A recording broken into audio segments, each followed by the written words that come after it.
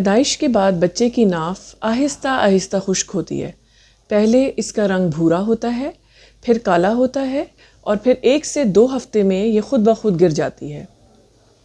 नाफ का ख्याल रखने के लिए ये ज़रूरी है कि आप बच्चे की नाफ को पैम्पर से बाहर रखें, यानी डायपर जब बच्चे को पहनाएं तो उसको ऊपर से फोल्ड कर लें ताकि जो नाफ है उसके ऊपर पेशाब या पखाना ना लगे।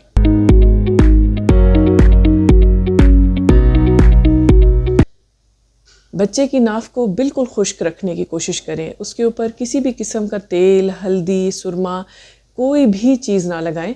एक कुदरती तरीका है जिससे ये नाफ ऑटोमेटिकली खुद ब खुद खुश्क होगी और अपने वक्त पर गिर जाएगी।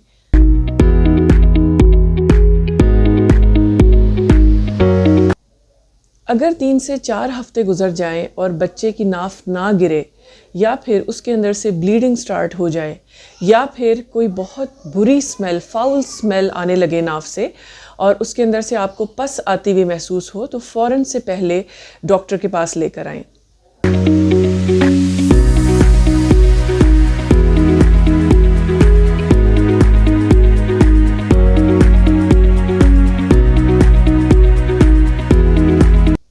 याद रखिए, बच्चे की नाफ को कुदरती तौर पर खुश्क होने दें, यही सबसे महफूज तरीका है।